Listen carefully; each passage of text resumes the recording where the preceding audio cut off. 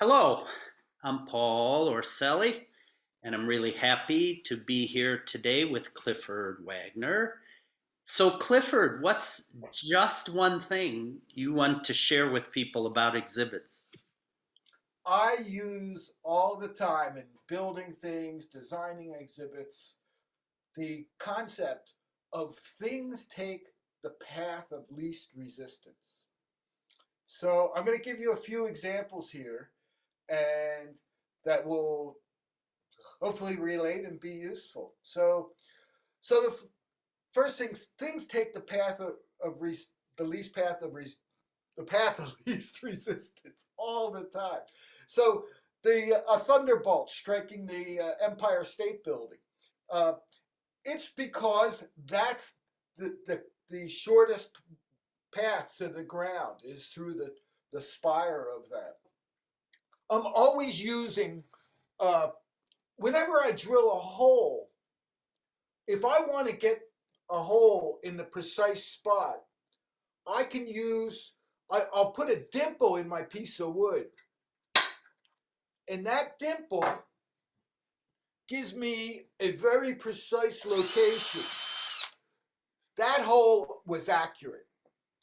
Now, I used an automatic center punch, but you could just use a hammer and a nail, or a drywall screw in this case, to put your dimple in, and then you can get very precise about where you're drilling holes in your exhibits. Now, I want to talk about a concept of things we don't want to happen, which is also an example of the path of least resistance.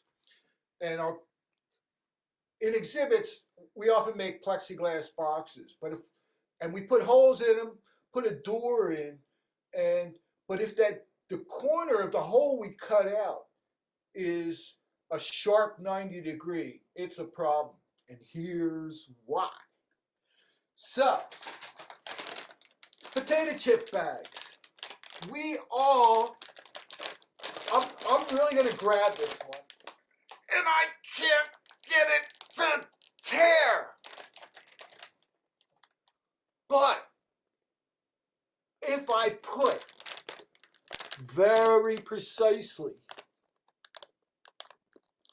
the tiniest little cut, this is going to be a mess, but hey. And then I pull, it does that. Now, what happened there? I need a volunteer. Oh, I got lots of volunteers. This is a paper doll sheet of paper, just 8.5 by 11 that I cut. Now, think of every single one of these dolls as individual molecules in that potato chip bag. And so what happens when you pull in the potato chip bag? Look at this. They all give just a little bit. Millions, billions of molecules. How many molecules are in a potato chip bag? I don't know. But, so all I'm going to do here is just break one single handhold. And then when I pull on it, theoretically, it's pulling where all right, I'm going to break two handholds. But what happens here, so now that molecule is broken. And when I pull, now instead of millions of molecules each giving just slightly, it puts all the stress on the molecule below, and it does that. So that's your potato chip bag. Okay? Now, in a plexi box, so I was talking about, a sharp corner, a crack can form. And it's a very small thing. Well, there was a wonderful example of this that the Havilland Comet built. It was the first commercial jet airliner. It was beautiful. So that airliner, it's hard to see in this photograph, but it had squarish windows. They were kind of round. And these planes, just months after they introduced them, started falling out of the sky. Well, one flew out of Rome on its way to London, and it fell in shallow waters of the Mediterranean, and they were able to fish it out. And they took all the parts, figure out why are our airplanes crashing? And what it was, the de Havilland had, when you look at the windows, they were pretty much rectangular. They had slightly rounded corners, but essentially and that's where the cracks started. That's the actual piece they fished out of the Mediterranean. And it was the windows that were flexing, the body of the airplane. So every airplane you're ever in has rounded windows now. And that's not a game of chance. That's science. All right. Now, so in a plexi box, again, make your corners round. I actually will drill with a larger diameter hole in the four corners and then cut to those holes, and then I end up with pretty nicely rounded corners. And my plexiglass boxes don't break. Now let's get on to the path of least resistance with human beings. I'm here in Philadelphia, a couple blocks from my house. I'm walking my dogs every day in Carpenter's Woods. And it has established pathways, but it's old trees. It's quite amazing. But like everything else, old trees occasionally die. And they'll fall across the pathway. And and then humans and dogs will try to go around the fallen log, and they'll create a new pathway. Well, you want to keep people to a particular path because the dirt gets trampled there and nothing can grow where the humans and dogs are walking. And we don't think about it, but we take the path of least resistance often. So I was walking on a very windy day one morning, and you got to pay attention that none of these trees are widow makers. They're going to fall on you. So, and then I came back and it was a windy morning, and the winds died down. I came back in the afternoon, and this tree was down. Well, I came back. I took the dogs back home, and I cut open that path for so that people didn't have to walk around that. Well, there's other trees in the park, actually, and dogs take the same pathway. As you can see, Roxy's going through the opening. But there was another part of the park that there was an older tree that was down. And this shows, if I can get that closer in, there is actually, this log did not get cut, but it's still across the pathway. And you can see Alex jumping the log. But also here, there are multiple pathways trying to get over this log. And so if that log had been cut, we could have kept it to a single pathway. So think about on your exhibit floor, what are your pathways? Where do you want people to go? And you can arrange your devices or components to really design where people go. I mean, one of the great examples of this was some architect figured out that he got to design a whole college campus. And people were saying, as he did his design, or she, I can't remember, he said, we're just putting down grass. You're not putting down sidewalks? Believe me, we're putting down grass.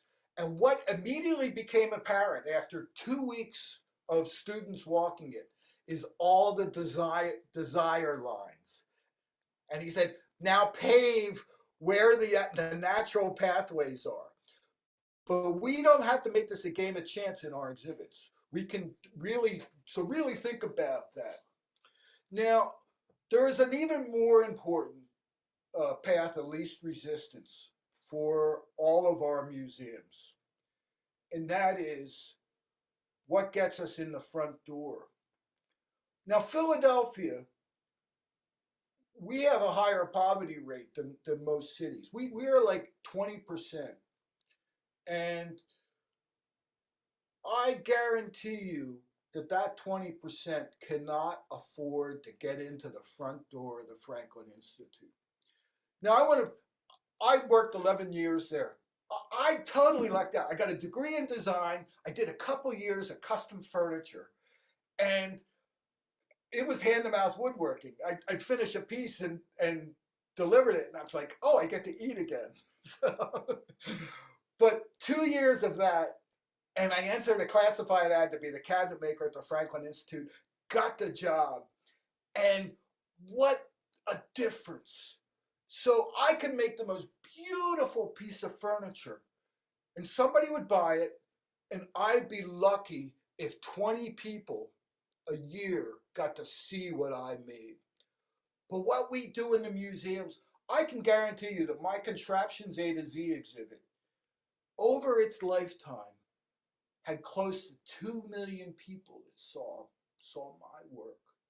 And so we want to get as many people with the path of least resistance into our doors to see what we are doing, what we are presenting, what we need people to think about.